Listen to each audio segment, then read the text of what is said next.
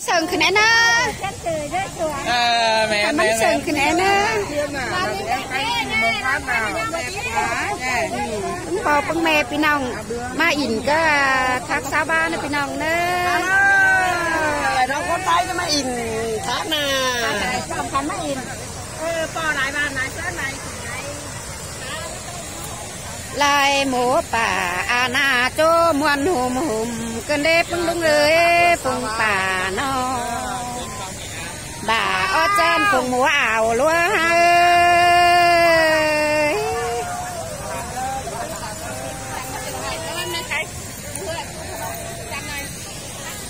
sướng đời được qua bưng bò là ơi mẹ mà nó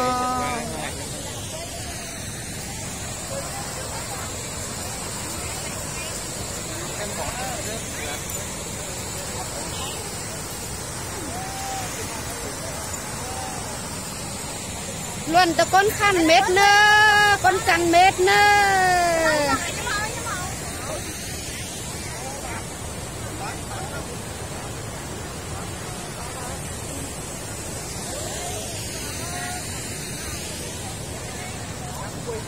quàng ngọc đây chứ người đẹp thành phố Sơn La chứ quàng ngọc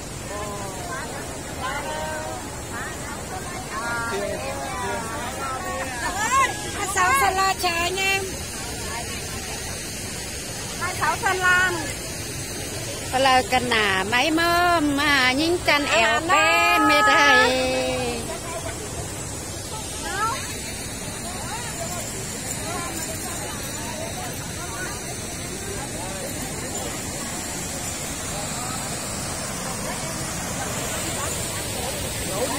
hát đi bỏ ra bớt ơi để quá mua con à được chưa được rồi nhá bắt đầu bấm nhá được rồi ba nháy rồi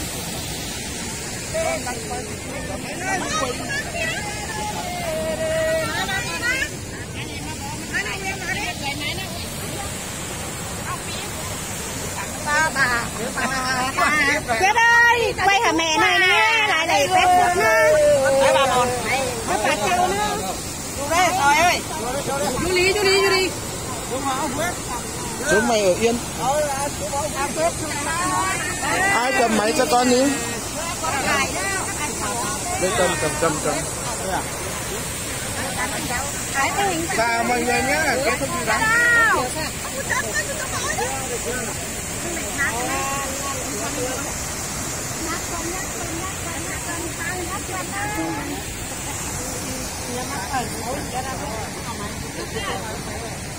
chó kia đó